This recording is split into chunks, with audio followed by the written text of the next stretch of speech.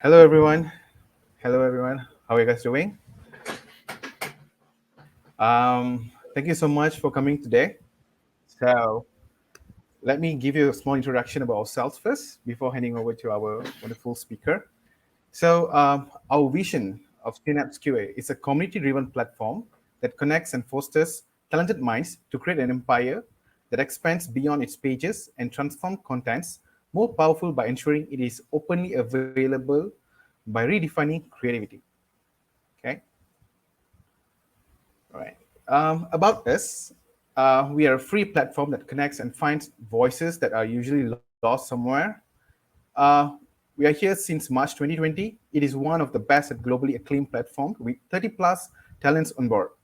Accountability partner for content curation, redefining creativity with unique ways of knowledge sharing. We have hosted two global events, one meetup, parallel learning series, Teller of Tales broadcasts, and study notes, and etc. We have also partnered with other communities for 5 global testing conferences.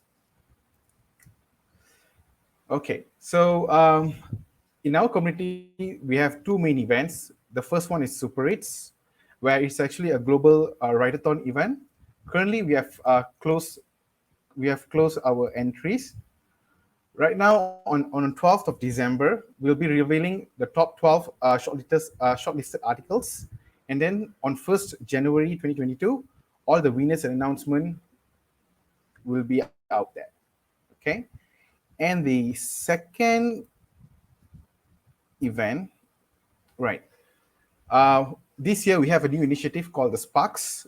So the Sparks is actually a tailor-made series of webinars articulated as an anthology on diverse topics and speakers across globe, designed with focus on having unique and diverse topics in mind, which boost the learning experience in a number of different ways. Okay, so that's a small introduction on Sparks. Okay, so for today's session, we'll be talking about performance and software. Are we really agile? By Leonardo Melendez. Okay, just I would like to give a small introduction about our speaker today. Leandro is a performance testing manager providing testing and consulting services to worldwide companies. He has over 20 years of experience in IT and over 10 years in performance testing practice, where he served multiple S&P 500 customers all over USA, Mexico, Canada, and the list goes on. He's also author of the popular performance testing blog of Senor Performo, where he curates a diverse set of learning material for performance testing and engineers. Last but not least, he is also the international public speaker participating in multiple conferences, events, webinars with keynotes, workshops, and multiple talks about it. Okay, without further ado, I would like to call Leonardo Melendez to the stage. Welcome, Leandro. Thank you very much, Ramp. It's such a pleasure to be here. And again, thank you for the opportunity to be presenting here with you. And I hope that the people that are joining us, that are present here, will enjoy, will learn a lot, and will be able to get out something out of this presentation, and that all your performance testing practices and the agile practices, that's another one that I would like people to take out from this talk, are improved. You get a lot of understanding and everything goes awesome. So, Ramp, should I get going? Yes, the stage is yours. Okay, thank you very much. All right, everybody. So welcome to this virtual presentation room. As I said, I am Leandro Melendez. Let me get a little bit out of the way here. And we're going to be waiting for my presentation to appear. Okay, little technical difficulties that happen here and there. So, as we mentioned, we are going to be talking about performance, software, agile, and give you lots of elements and components that you can use to identify, to learn, and to understand what's the deal with this performance thing, with this agile thing, and all that surrounds them. But before that, for the ones that do not know me, I am Leandro Melendez, as you may have heard. I'm also known as Señor Performo, where is a not so secret identity that I came up with a few years ago when I started to write the blog Señor Performo, www.srperf, Señor Perf, where it's a bit, it's been a while since the last time I wrote something there, but I write lots of blogs. You can find lots of content that I generate all over the place. And as well, you can find me all over the internet through my social networks. You can find me, as you can see, Facebook, LinkedIn, Twitter, even Instagram, and nowadays also YouTube. But I'll get into that in a moment. I am also the host of the Perfect Español podcast, the Spanish version of the Perfect family of podcasts, where I try to translate and curate topics for the Latin American market. And as well, lately, I have been participating and co-hosting the main Perfect show in English. You can also go and check it. Look for both of the podcasts if you want to learn or get some Spanish, Perfect Español, on all your podcast devices. Spotify, iTunes Podcasts, Google Podcasts, and whatever you listen them. And as well for Perfects. And as well, I have become, not that long ago also, I think a little over a year, a YouTuber. I came up with a YouTube channel where I also try to explain performance testing topics in a way that I think it's a little bit more easy to digest than reading a huge blog.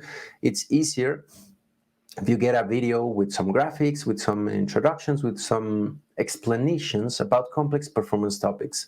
So if you want, go to YouTube and look for Señor Performo, ENG. Most probably you will want the content in English. Subscribe, comment, hit the like button, all the bells and whistles that are on YouTube. There's another version for Señor Performo that is in Español, Señor Performo, just like that. But for most of our audience, I think you will prefer to get the ENG English version, the English channel. And on that note, as I was mentioning, you can now watch the Perfect shows in English that we are presenting in YouTube. So just go to YouTube and look for Perfect. You'll find the English shows. We are revisiting lots of topics that have been evolving over time, so do not miss them.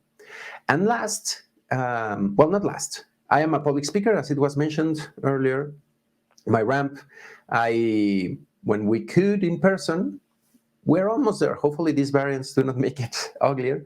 But I used to be a public speaker, stand up in front of people and do what you see me doing right now from the comfort of my home, but just given the current circumstances, right?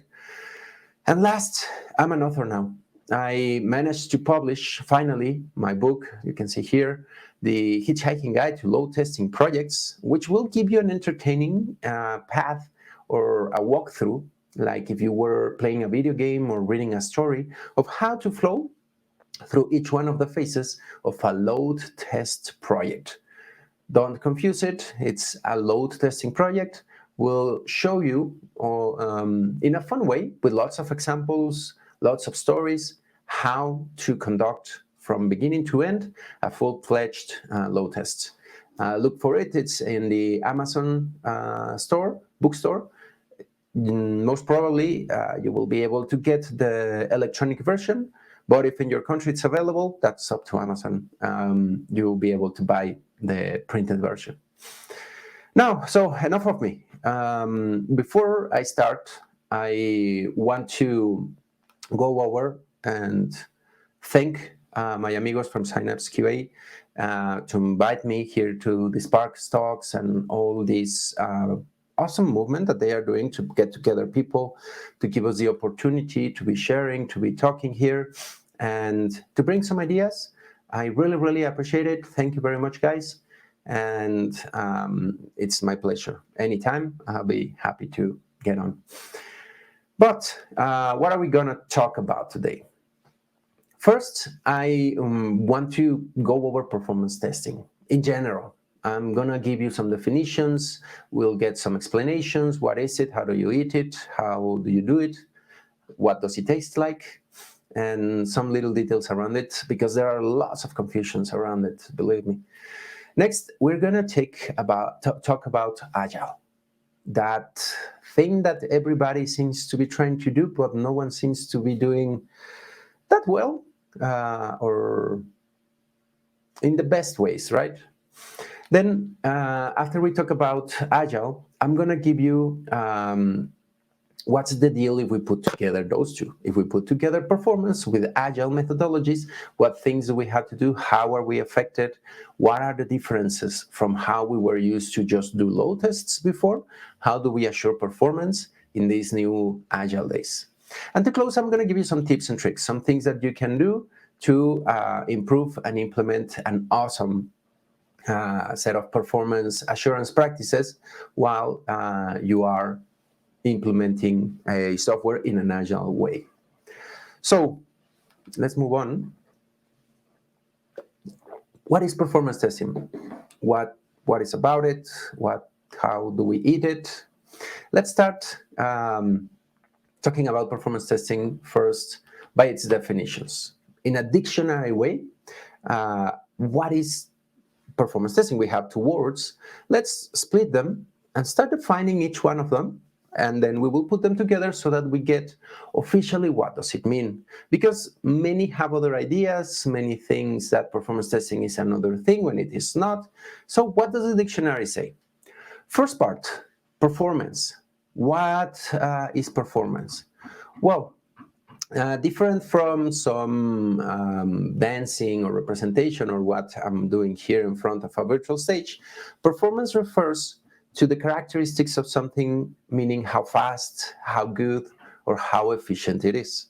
Performance is efficiency, speed, and use of resources. How good, fast, or efficient. That's it. That's performance. Now, what is testing? Testing refers to verifying, validating, checking, tasting, flavor tests. We need to taste something to make sure of how things are on something. As I said, we measure, we validate, we observe, we check, we verify. All of those items are testing. So if we put them together, in performance testing, what we are going to be doing is to verify, to validate, and measure how good, efficient, or fast is our software, the process that we are working on, the application. Specifically around software, we can performance test many things, not only software. But again, please understand this. Performance testing is verifying, validating, and measuring how fast, efficient, or good a process is by any means. Beware, I'm not mentioning here automations, I'm not mentioning here any processes or devices. Anything that you can do to get, measure, verify, and validate the performance will help you and provide you testing, performance testing. Okay, so what it's not? Because as I mentioned, there are so many confusions around performance testing. Performance testing is not only automating. It's not jumping straight ahead and creating scripts, creating our good old load runner scripts, the new ones, NeoLoad or JMeter. We have Gatling, Locust, all of those. Performance testing is not just doing that. Doesn't equal doing automations. And another thing that performance testing is not is doing load tests. We have to make sure that we understand the difference between load testing and performance testing. Performance testing is everything that you can do to measure, verify, and validate the performance of your application, how good, how fast, and efficient it is. But it's not equal to just doing load tests. I always give this example that load testing is a subfamily of performance testing. There are many other things that we have to do for performance tests, not only load tests. And it would be like saying performance testing is like the Microsoft suite, Office suite of software, where performance testing may be just Excel, which is a good tool. We can use it for many things, but it's not everything that we should do at the office. Yeah, we can create a document with Excel, but that wouldn't be right, right? Okay, and talking about load testing, another confusion is that many want to only do it. That's it. You have to do many things before you dare to do performance testing, to do any other types of assurance, to assure that your software is working well. So, performance testing in general consists of a combination of three elements. First, the time. We want to measure, validate, and verify how fast something reacts. So, time, that's seconds, milliseconds at times, or hopefully not minutes. That's the first measurement that we will pay attention to when we are performance testing or testing the performance of something. When we are measuring how fast is it, that's it. We will check how fast something executes and check its performance by looking at that. The second component is going to be the impact. Here's where we will be talking about that efficiency. When I do something, or as well, if I don't do something, that's very important. What is the impact in my application, in my server, in my network, in my power bill, in my cloud bill? If I'm going to be paying more, what is the impact? What are the implications on this? It's very important that we pay attention to this efficiency to see how efficient, how good the software is. And the third component for measuring, testing, and validating performance is a circumstance, a scenario, a situation where we want to measure it. Again, load testing is one of those, but not everything. It doesn't mean that everything that we do is load testing. I'm gonna say this ad nauseum in this presentation, but it's not only about load. There are many other situations. We may want to know what is the performance and efficiency of my system when no one is using it. Wow, right? So there are situations like turning on a car. You just turn it on, leave it there, and see how fast the fuel is consumed, the gasoline. There you will see some sort of efficiency in the car. Some systems as well, just by being turned on, they hog resources like crazy, and you need to be aware of those. I want to know the performance of code. No user, it's just a developer. We're testing just a function. We want to measure it. Its time and its efficiency. We can measure all that on those little things. We may want to measure a single user, 2 users, 3 users doing different things on separate systems. So there are lots of combinations. If there's, speaking now of load tests, if a lot of people are going to jump in at once, what will happen? If we will get a gradual increase of users, we want to see what happens. If we want to test for the limit of our system, we will increase it gradually, but we will test one of those things at a time and many different things. Again, not just load tests, okay? So 3 components: time, impact, and a scenario or a circumstance. Now, why? Why do we want to pay attention to performance? Why do we want to do this silly thing? Well, in a short answer, money. We want to be the most efficient with money. If we don't pay attention to performance, we will have costs everywhere. We will have several implications that eventually will impact us on having to spend more money, lose money, or even make no money. So what's the deal? On the first hand, we may have slow and frustrated users. Any users, internal, external, all of them may be trying to work with the application and they can't. They will be slow. If they are public external user, well, we may not be able to do sales with them. Or not to sell as much as we want to. And if they are internal, they may have productivity issues. If we invest money creating a system for our internal users, and if they cannot use it at the best, that's going to be a waste of money. Nice and easy. We won't get the return on investment that we are expecting. Now, the last one is that if the systems are so bad, the performance is so bad, we may not be able to do any work or any sales. And this has several implications if we don't pay attention to it. Implications like what? As I said, all of this translates into money. But what are the cons? What issues will we have? We will have lost revenue.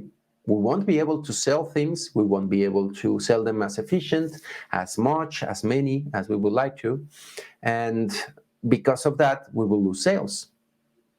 That's as easy as that. We won't be able to sell as much as we want, and we won't be as efficient selling because our non-performing systems will be costly to manage.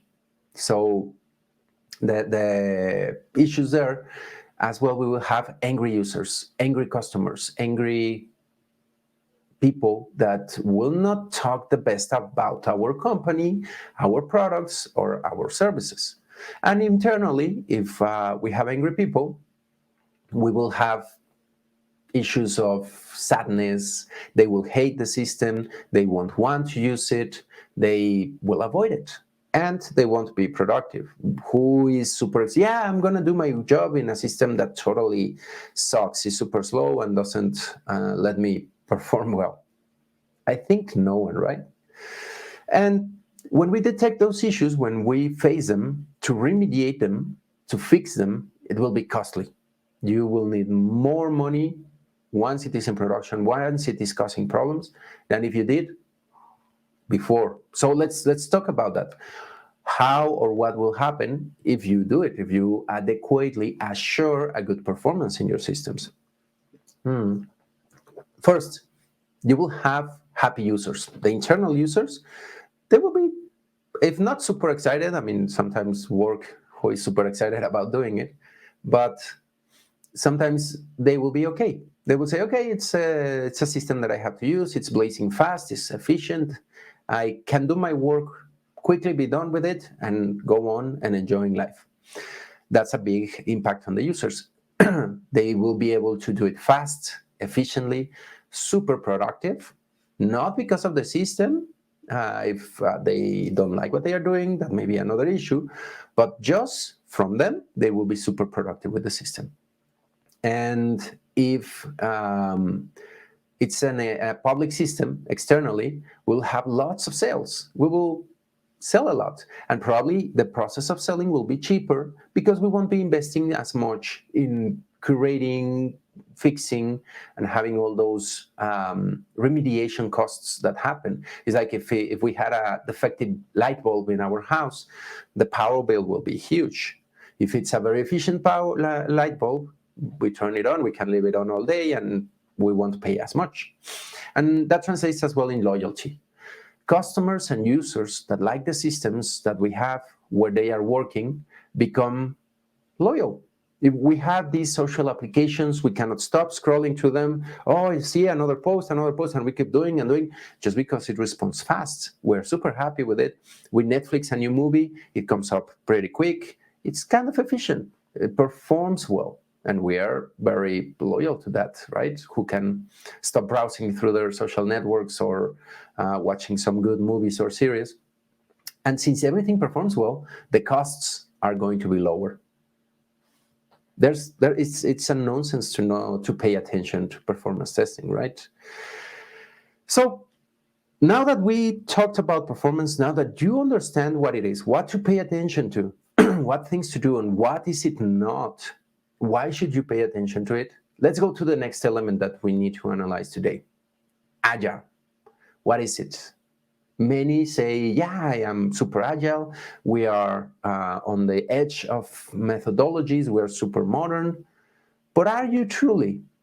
In my experience, most of the organizations that we go to, they think they are doing agile, but not. You will see what I mean. So this agile thing, we have so many flavors, so many changes that have happened, that is kind of difficult to gauge all those differences. And on top of that, we have, as you can see there, Scrum, Lean, we have Kanban, we have so many different flavors that the organizations, the world, our teams, it's understandable that some of us are confused, right? We have so many, and it's confusing. It can become like a big snowball of changes on things, and they may be confusing. And many of the people say, yeah, I think I'm agile. I think I'm, as I'm saying, seeing over there, I'm safe. I am. There are so many flavors, so many mixes that you can do, that the organizations generally get confused. They think they are doing it, they think they have it, but most probably not. In my experience, most of the organizations where we go at and we check all the flavors that they have or which one they think they are doing, well, it's not so much. Yeah, as some people are saying here, some are called water fragile because they are still too much into the waterfall, not letting go of all some of those practices, mini waterfalling, and fragile, not agile. So there are so many names and jokes around this. Let's see where they are failing or missing, or what's the point of all of this. So, how to tell what it isn't? Because many organizations think that because they are doing some little elements, because, let's say, as an example, if I tell you, how can you tell if a person is fit, if they are healthy, or have a good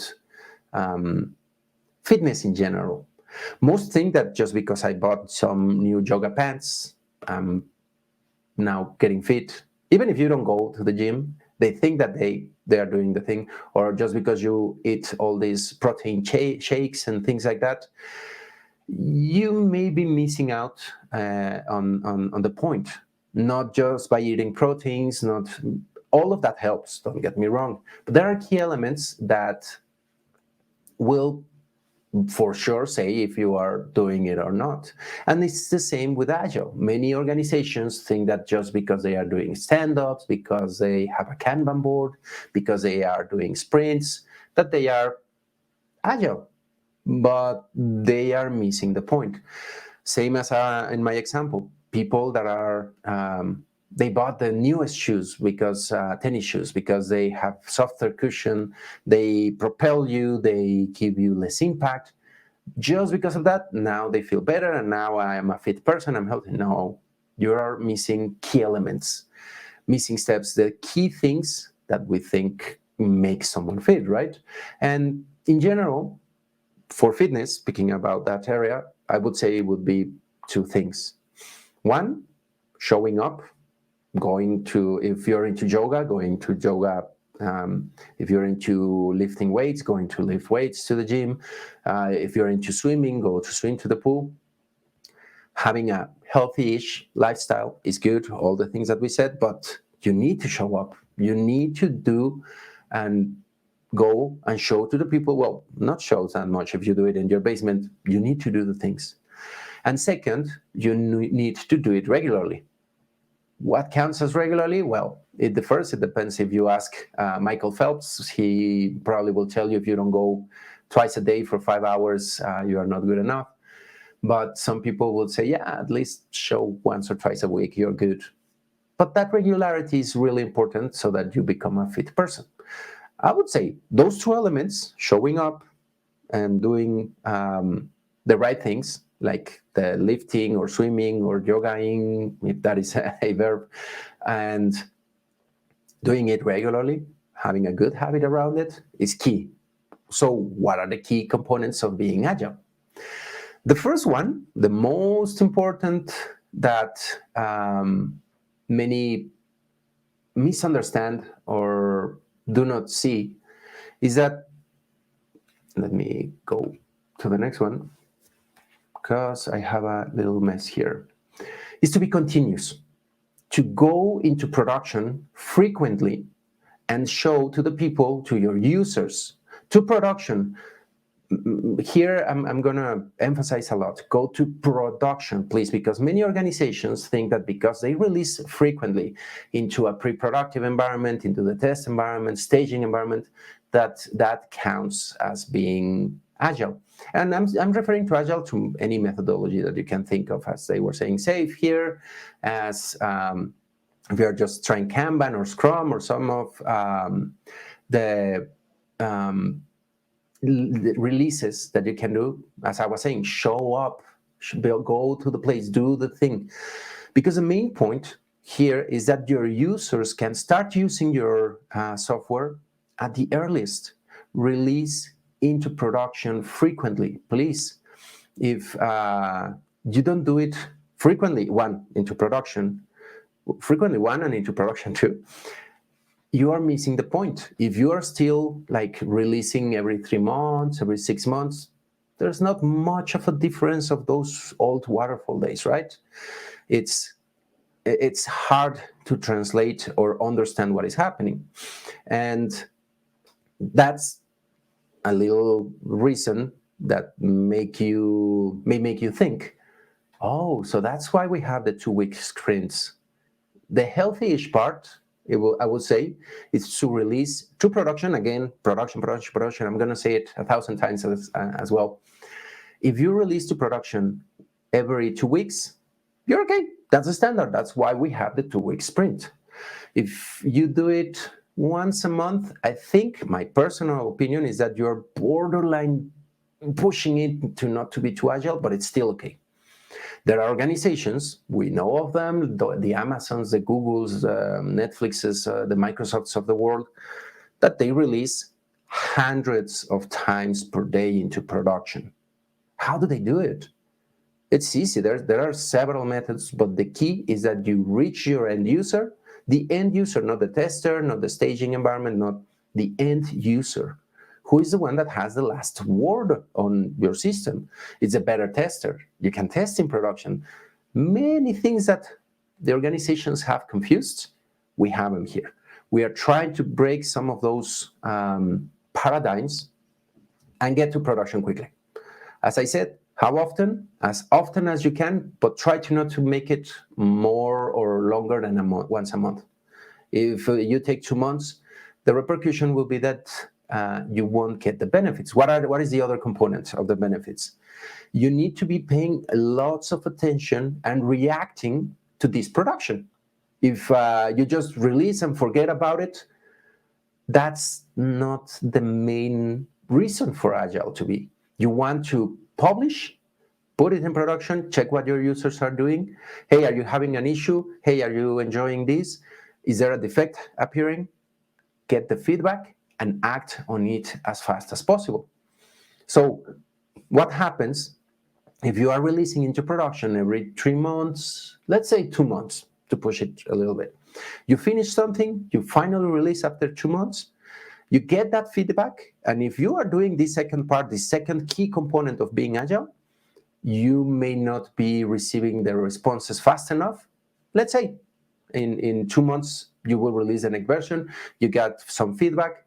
It will take 2 months for you to fix something, to change the ways that you are trying to do. If the new thing that you released, no one is using it, no one cares about it, it will take you 2 more months of work to correct the direction. Hey, no one is using this new feature, this new function.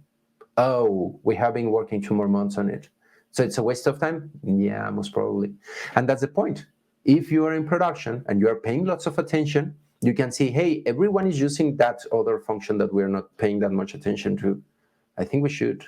Let's stop focusing on those features that for some reason our users, the programmers, management think that is super important. And let's focus on what truly is. All that feedback, all that paying attention and reacting, truly reacting, not as you are seeing in my silly animation.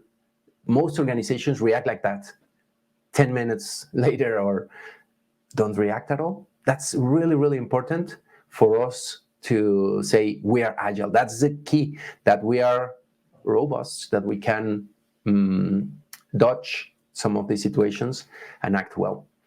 And another element that I want to quickly go, why do we move from waterfall to agile?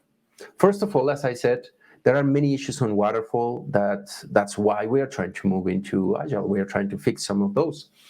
It's hard to go back. If we have too long periods of releasing and reaching production, or even if we are already moving through our silos, our phases, if we detect something far ahead, once we are moving into the project, we have to go back, redesign, call the developers. Maybe the developers are even gone by now.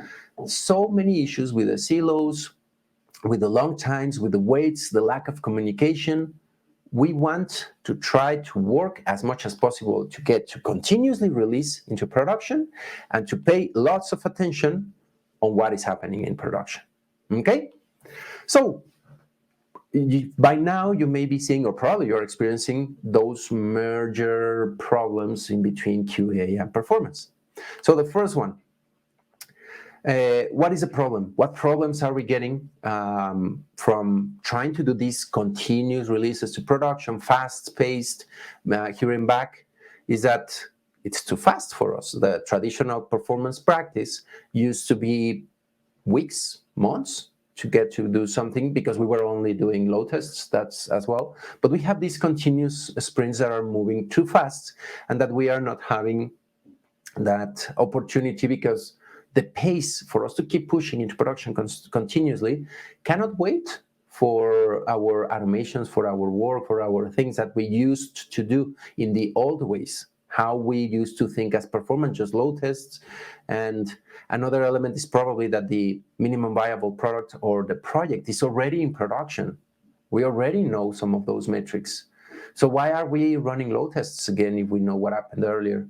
And another problem, if we are getting so many changes, whatever we run today, in the next sprint, when we release a new version or a new feature, it will invalidate what we had run last week. So this is moving too fast, which is causing too many problems to be able to do performance testing the old ways in these new agile days. So what are some of those problems or those old practices that we need to rethink or do better in a modern way? We used to automate after. We used to create all our tests, all our measurements several weeks or even months after the things were created. We cannot wait for that anymore. We were, just before we released into production, we were running things. We cannot do that anymore. And another problem is that we were doing front-end testing. Everything scripted, automated at the front-end level, doing manual tests at the front-end level. That cannot happen anymore. It's extremely inefficient. We have to work through that and make it better. That happens in parallel, continuously happening with our work that is continuously being released into production, sprint by sprint. So, and last, these executions, these scenarios, how we used to do them before, were slow. What I mean slow, it's not, it was just a few hours, right? We were sitting there for a day or two. Yeah, but it's a day or two in a sprint of 10 days. We don't have holidays in between or anything like that. So it's really, really hard to keep up with those slow. I mean, who can wait 2 hours, 3 hours, a couple of days for these old-fashioned load tests to finish if we are on a sprint basis? There's no way. So things must change. We need to evolve and change how we think around performance testing. Although those old techniques, old ways that we were doing things, just by focusing on virtual users, just by focusing on number of load tests, how many users can my system handle, you already have that in production. If you are truly agile, you already know some of those things. Why are you cracking your head around that? We need to change that. Many of these changes will happen so much, so frequently, that we won't be able to keep up with the pace. And as I said, production is already there. We should already know that our system, if we already have the users there, um, that the system handles them, that the system is performing. So everything is changing. So should we change as well? Yes. Before I move on, I want to give you a big warning. And this is the first thing that we need to change when we are talking about performance testing in the modern days, in the agile days. Stop thinking about it as load tests. It's not just scripting, it's just not automating and slamming the system. It's not only doing this load test at the very end. Please stop thinking on these concepts that 10 years, 15 years ago, we were so focused. There was no other way. There are new ways. I'm going to show you which ones, but please, performance testing is not load testing. And most of the people, when you talk to them, performance test, oh yeah, multiple users, concurrency, capacity, here, slam the system. No, that's load testing, not performance testing. There are many other things that you should do to performance test your systems. So let's see what things. Let's see and go over quickly some tips and tricks. I'm noticing that I'm going over time a little bit, so let's speed up through them. If you have questions, doubts, I'll be happy to fill them up after. So the first thing, you need to start thinking about performance early, really early. Contrary to what we used to do in the old days, that performance was just a few weeks before releasing into production, we would start to think on it at the best halfway there, close to the end. No, the very first day. Hey, let's do a software. Let's start a project. Let's start thinking about performance assurance, quality of performance, metrics. What are you going to have? And that's in the lifetime of the project. But on a daily basis, on a sprint wise, start early as well. Don't wait for your testers, scripters to be doing that on Thursday or Friday of the second week of the sprint, where they almost want to die because of those situations.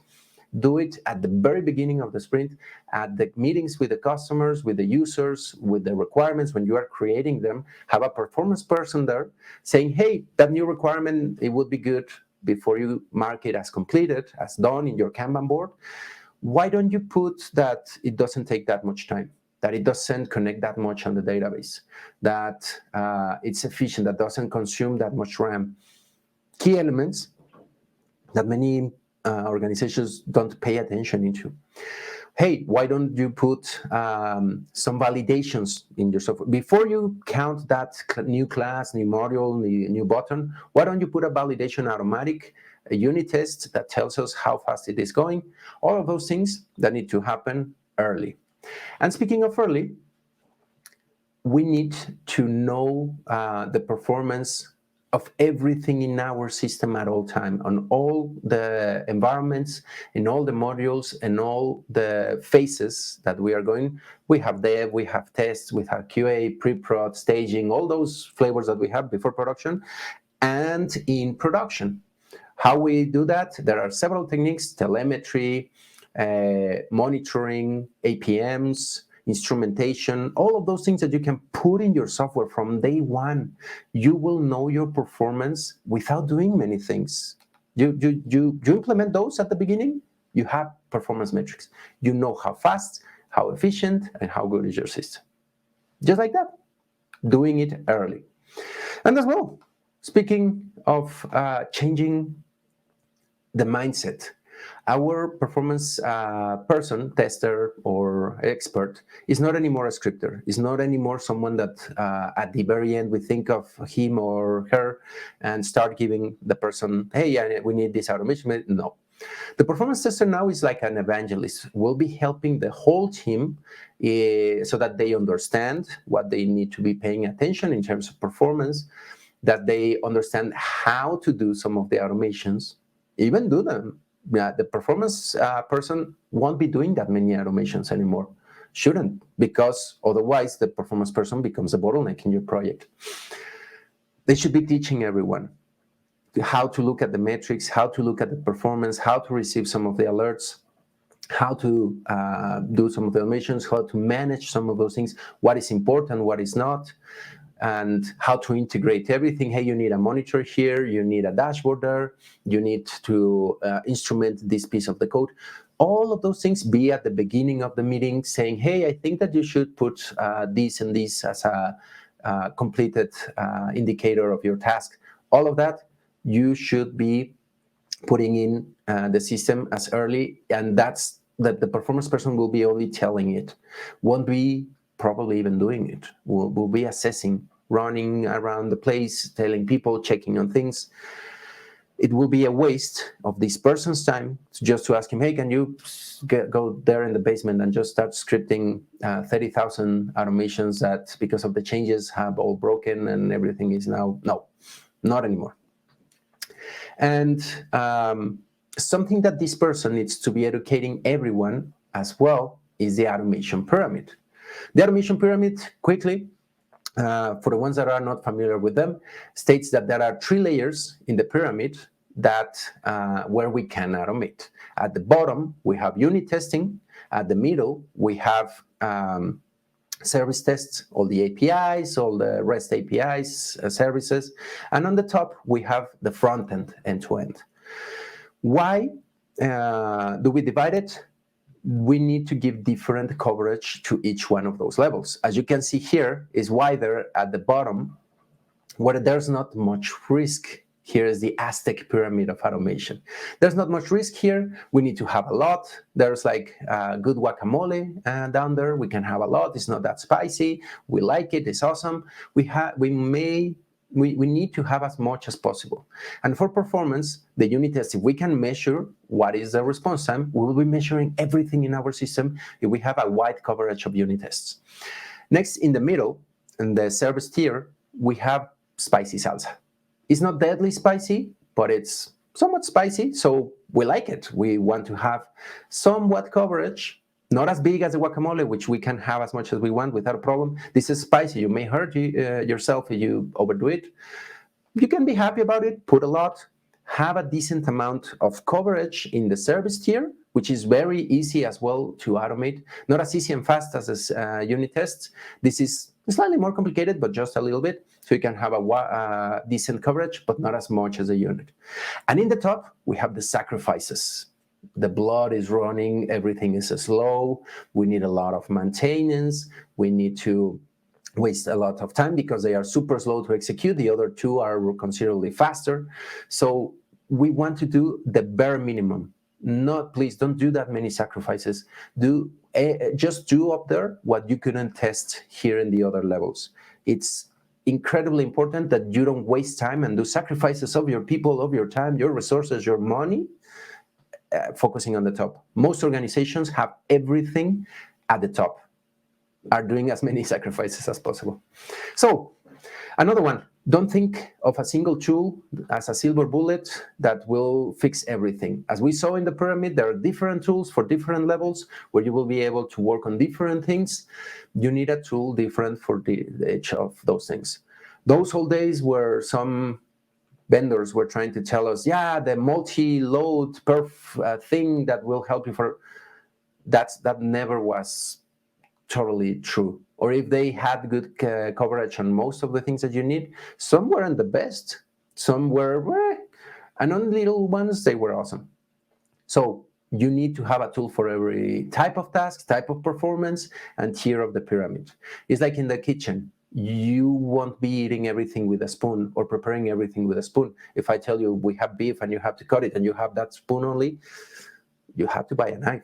You have to buy a fork to cut it. If you only have forks and then on the contrary, you have to eat soup, you need multiple tools. Don't fall into the silver bullet, I can do everything. It's not true. Have as many, integrate them, and make sure that they talk to each other. Now, another one, testing production. There are multiple release techniques where you can release safely, test there, and check that everything is well geared and like a good machinery. You already have monitors, you already have telemetry, you already had these metrics to tell you if it's good, if it's bad. When you release into production, you already have those. And as well, you may try different release techniques, blue-green, canary, A/B testing, feature toggles. There are so many things that you can do to test in production, and even load testing. You can make your end users load test. Okay, let's put a smaller server, release a new version, send some users there from this location where there's not that much people, and we can test that way. You don't automate anything. You don't have any automation. You didn't have to run it.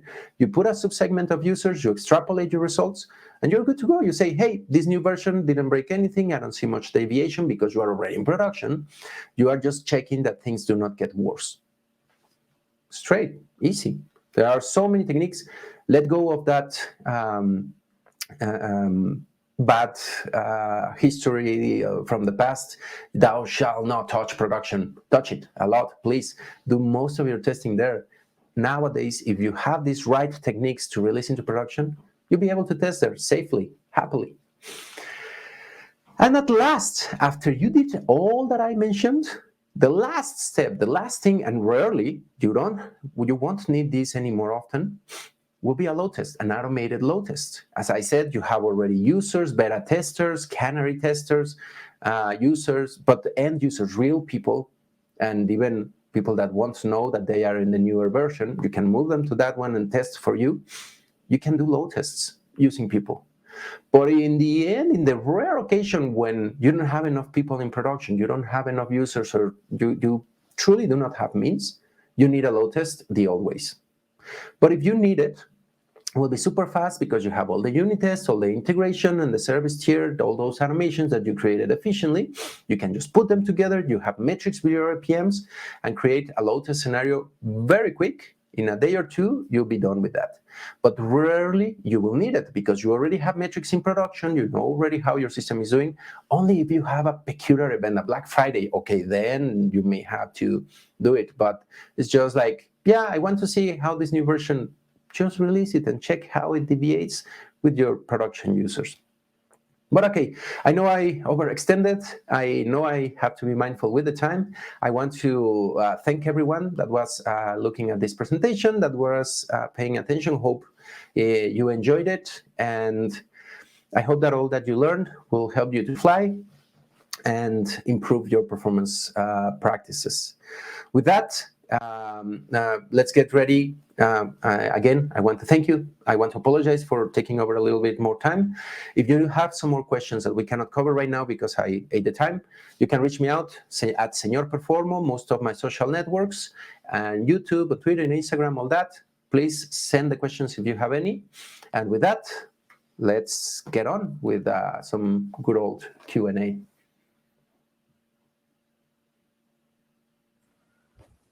Well, thank you so much, Leandro, for the very, very interesting slides. Very, very interesting and very, very insightful concepts between agile and performance testing.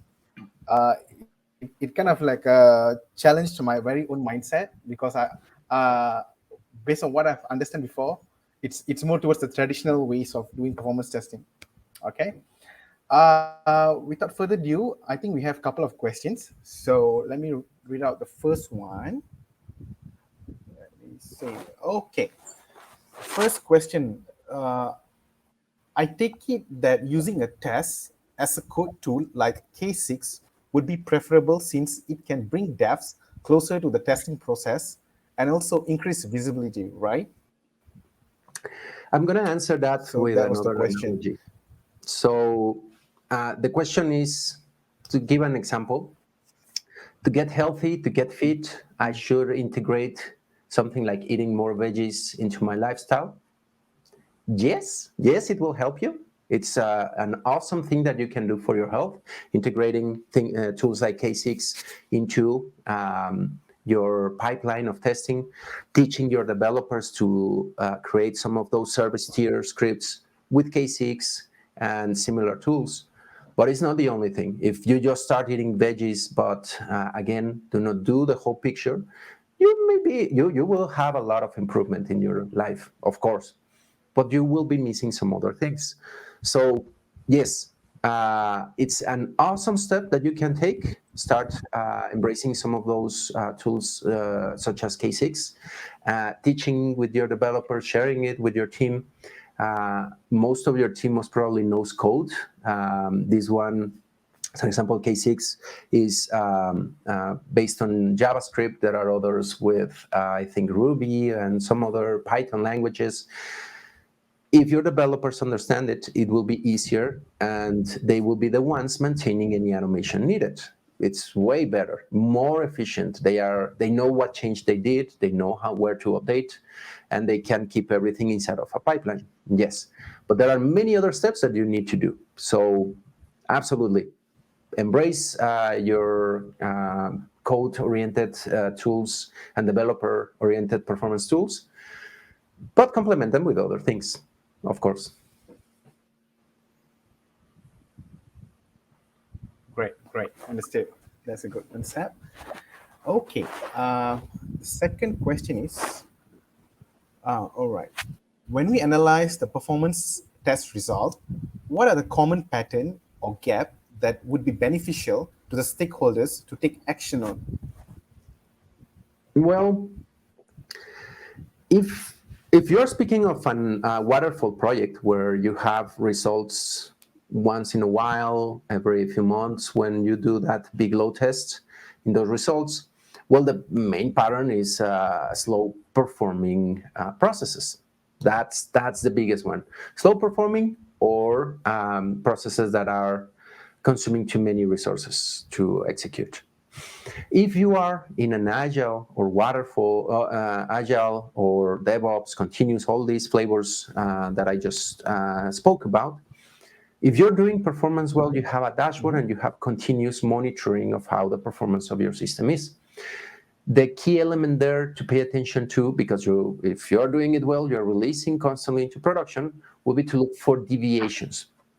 If a metric for the last 5 sprints was doing well constantly, you see it's taking 1 second, it's consuming this amount of RAM, this amount of network, and suddenly after one release, you see a deviation, a spike, a difference that is considerable from what it was before. That's a key element that you need to pay attention to, because that new thing scrambled something and generated those issues. There you should stop, roll back your release into production, and check what caused that deviation and release again. It depends. Right. Okay. Understood. Let me see. Okay. One more question is, how often do we need to repeat performance testing? Like, yeah, how often do we need to repeat performance testing? Um, well, again, I would ask, what do you refer as with performance testing?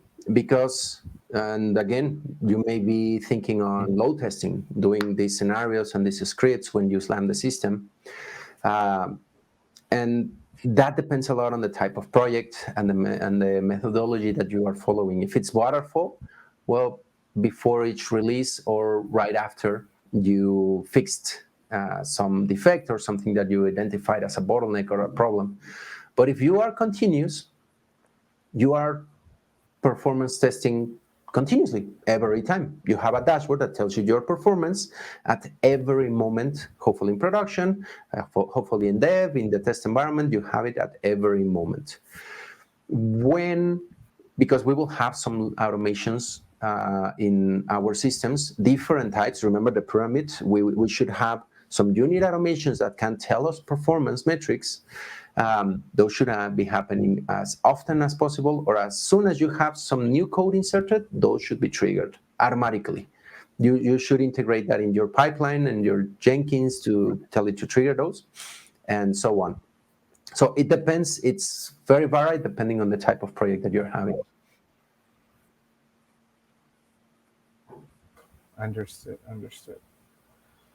Okay, I think that's all the questions we have for today. So I think we have come to the very end session of our session today.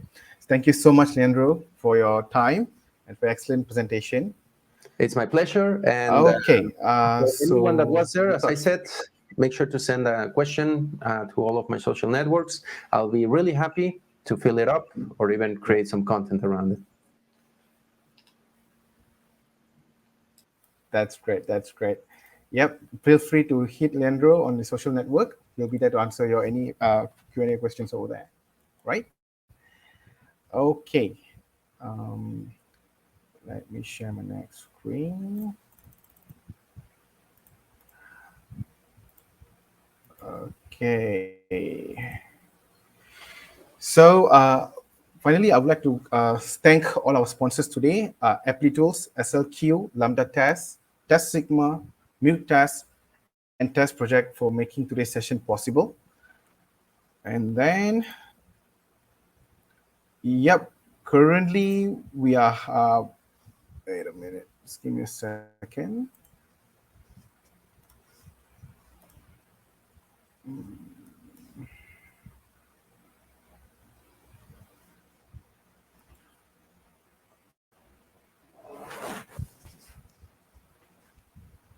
Okay, so yep, I think we have come to the last session of our session today. So stay tuned to our Super Eats announcement in 12/12, where we'll be announcing all our finalists, final 12 articles there. And also there's like a contest ongoing, which is spot the difference. So I think they have shared a link. So please give it a try and stand a chance to win your prize there. Apart from that, I think thank you so much, everyone. Thank you so much for your time. Have a good day. Thank you, everybody. Have a great weekend.